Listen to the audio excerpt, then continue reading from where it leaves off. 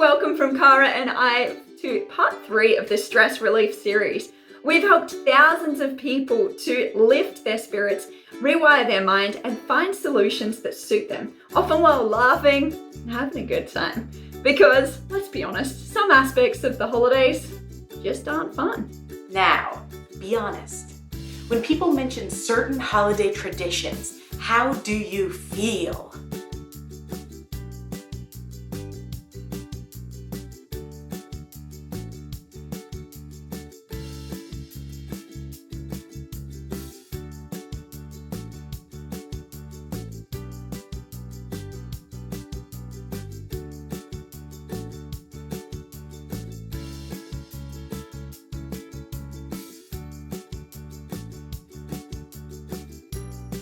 No!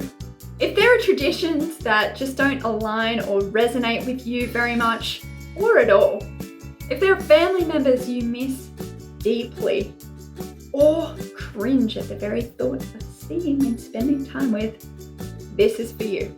By the end of this video, you'll have laughed with us, you'll have found some peace, and you'll be equipped with strategies to better deal with those emotions, those traditions, those situations that you'd just prefer not to be involved with.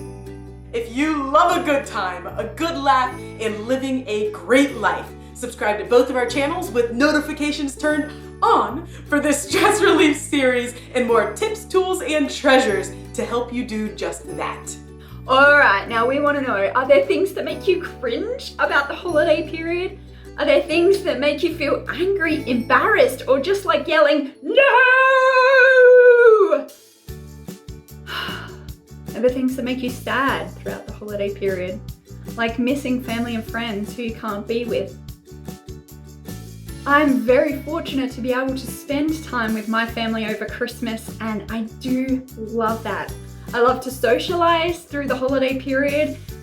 Any excuse to socialize for me. And I really love the decorations and the vibrancy and the lights. They just fill my heart with joy.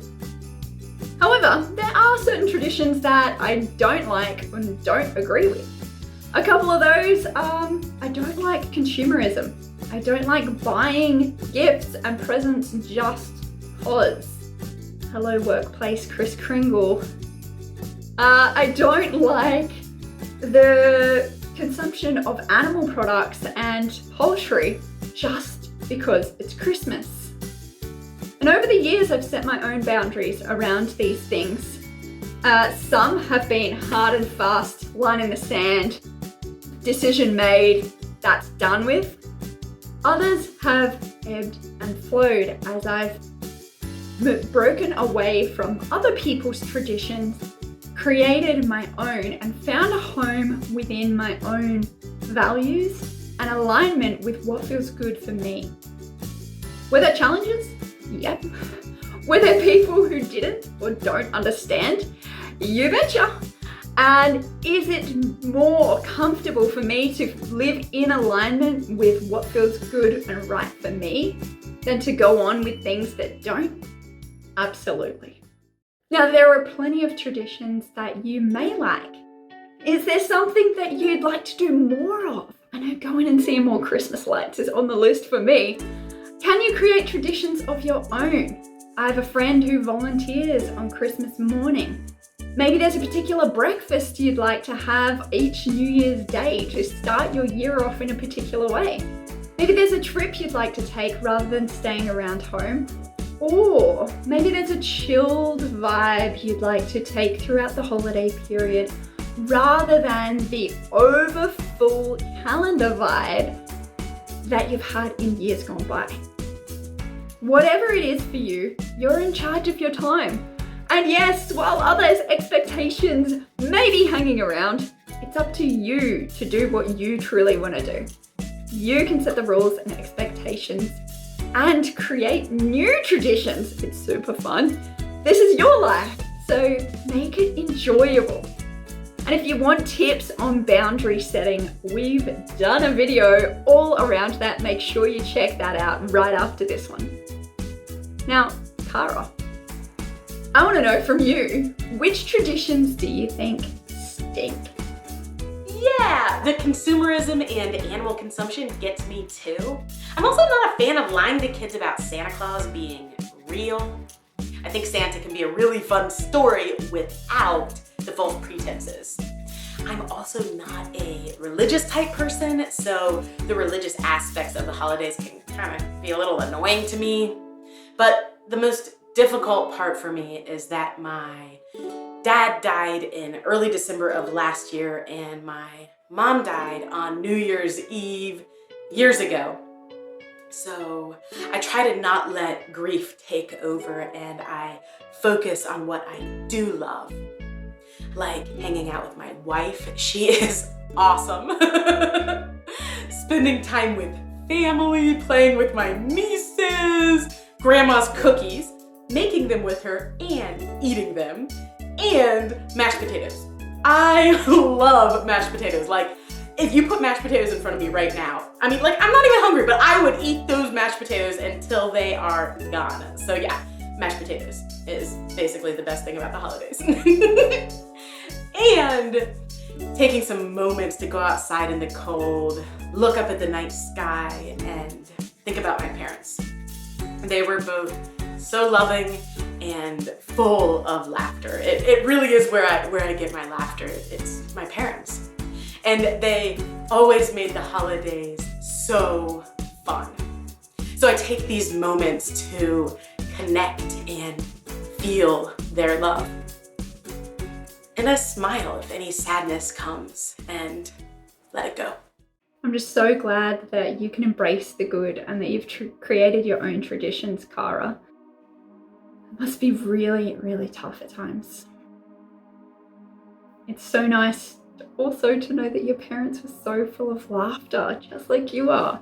And I'm really, really glad that we get to laugh here together today. To those of you who are watching, did you know that laughter can be used as a tool for rewiring your unconscious mind? For creating new perspectives, ways of thinking and behaving? Well, it can. And we're going to do a laughter session together now where you can bring in some of those negative feelings and situations you might have around life or the Christmas period, and you can laugh with them. When we bring in the positive chemistry that laughter creates, bursting dopamine, oxytocin, serotonin and endorphins into our system and lowering the stress hormones like cortisol, we create a very fertile ground to create long-lasting change in our minds. And so we're going to laugh as we create and strengthen new neural pathways, literal and physical changes in our brains, so that we can take on a new perspective and feel lighter about things that might have stressed us out, made us sad or angry or frustrated. So we're going to do that transformation just through laughing. It's important that you choose to laugh rather than forcing or faking, and know that you don't need to laugh at or about anything, although you may find yourself doing that. And so when we've built up this positive chemistry and we've laughed our way through a few things, we're then going to share with you a mindfulness practice that can help you even further and be used at times where laughter may not feel fitting. All right, let's start with coherent breathing laughter. Breathe in for about 5.5 seconds, then laugh for about 5.5 seconds. All right, breathe in slowly through your nose and laugh.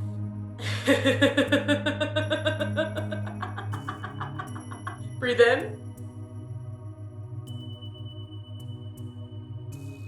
and laugh.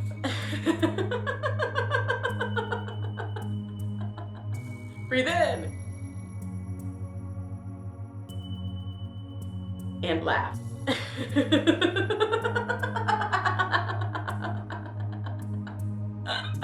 Awesome! Playing with our hands now, we're going to laugh when they're open, silent when they're closed.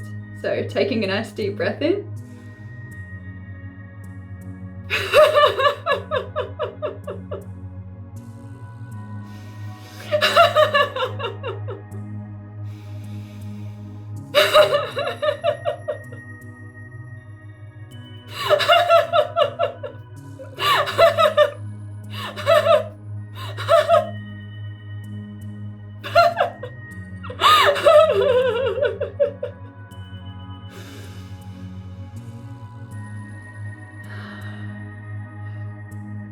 Gradient laughter and clapping. Start with quiet and gentle clapping and laughter, then increase the volume and energy, and then bring it back down. Ready? Breathe in.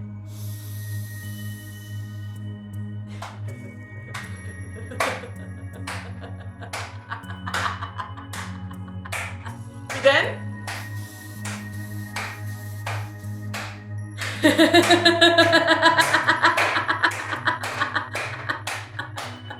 Breathe in.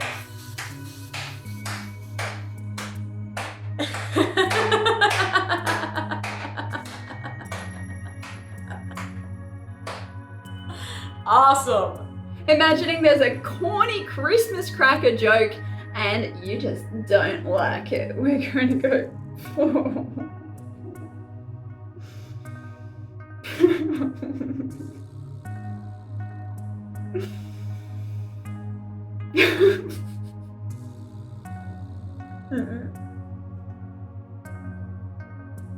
And now, like, it's the funniest thing ever.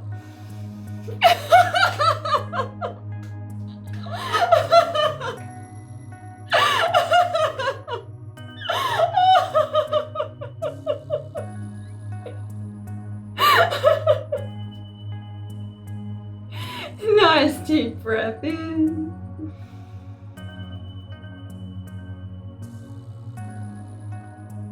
Silent night laughter. Breathe in.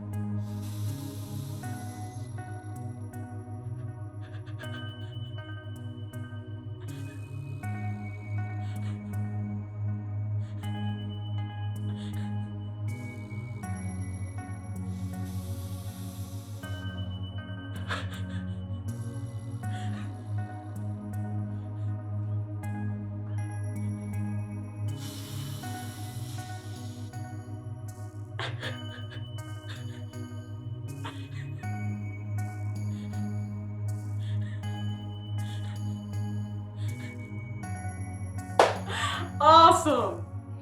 Imagine you're opening a Christmas present that you really don't like.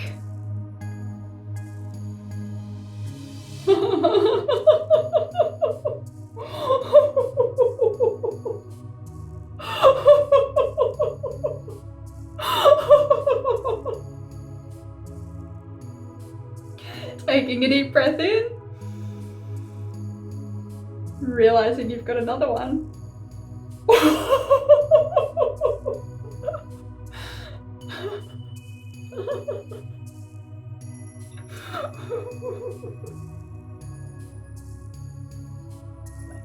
And one more time.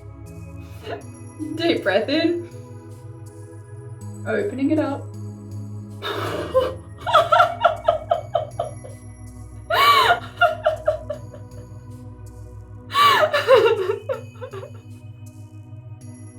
Sending love and laughter anyway.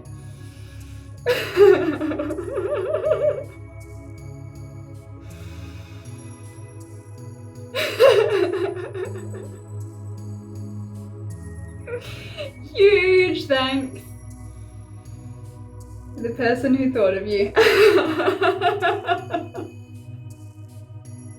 Santa laughter. Breathe in. Ho ho ho ho ho ho ho ho ho ho ho ho ho ho ho. Ho ho ho ho ho ho ho ho ho ho ho ho ho. Ho ho ho ho ho ho ho ho ho ho ho. Awesome. Infinity breath and laughter. Breathe in.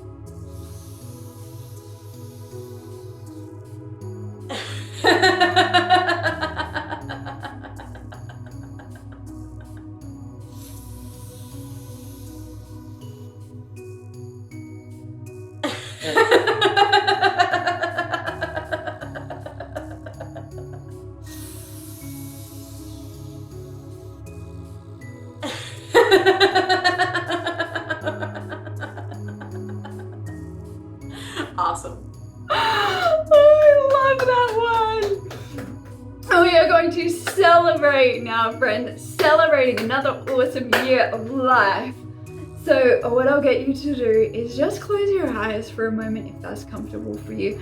Focus on something great that's happened this year.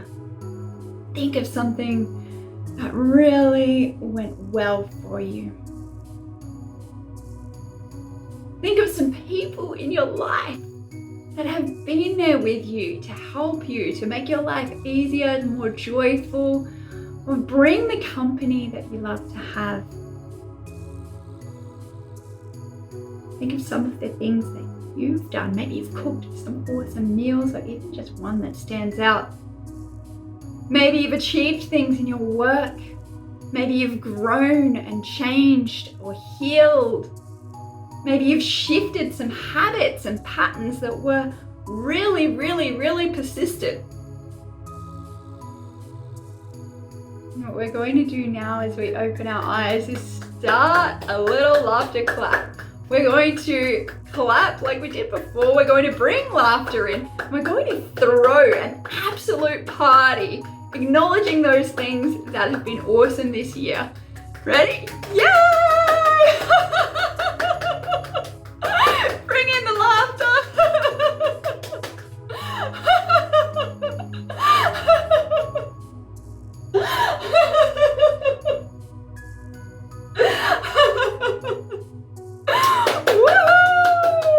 And giving yourself a pat on the back for your laughter session and for all the awesome things that you've done, been through, grown through, learned, and accomplished this year. If you enjoyed that, let us know by dropping a laughing emoji in the comments below. We can feel all kinds of things about different traditions or aspects of the holidays. And what we can notice about the emotions we feel is that they're triggered by our thoughts. If you think of something, say, embarrassing or awkward, you'll likely start to feel it in your body. If you dread seeing someone or doing something, you will feel the dread when they're mentioned, or when you see them, or even think about seeing them. Without even consciously thinking about the reason you feel that way, just saying or hearing a name can go bam and hit us with emotion. Sometimes it's really strong and inescapable, but it's guided by thought. If we don't attach a meaning or a story to an emotion, it will pass in 90 seconds. Now, think back on how long you've held on to guilt, worry, doubt, fear, dread, or even grief at times. Probably a lot longer than 90 seconds, but 90 seconds of detachment. And like a leaf floating down a stream, it can pass. Yeah, if we clutch onto it, it can't float by.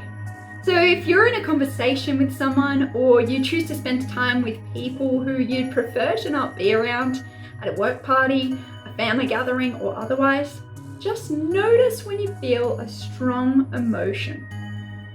Our challenge for you is to just notice. Notice with kindness, notice with openness and curiosity. When you feel that emotion, just notice. When you think a certain thought, just notice and stop at that. See if you can let it pass. Allow it, that 90 seconds, to just pass. Another great thing to do is to call it out loud. Like, hey, anger, I see that you're here. I'm going to let you pass. You might like to pass that 90 seconds by smiling, by breathing, by counting, by walking, by dancing. Allow it to pass. Now, any thought can trigger that emotion again, but each time you choose to let it go, the more easily it will pass and float away over time. Again, this comes back to training your mind and breaking those old patterns and habits. Often we reach for tools to get rid of a negative feeling. A breathwork session, laughter, tapping, having a drink. We can totally choose those. Or we can just let an emotion pass with a little mindfulness. You're going to pass the time by doing something, so you can totally make it fun if you like. The important thing is that you let it pass. Every time you re-engage with the thoughts and emotions, they'll leap back into being. Let them float away. Set them and yourself free. Thank you so much for joining us. And hey, please subscribe to both of our channels so you can get notified when we release a new video in this series. And if you join our mailing list using the link below, you'll get a free download of the Yoga Nidra as well as a tapping meditation when it's released next week. Take care and laugh on. Here's to enjoying peaceful, joyful holidays.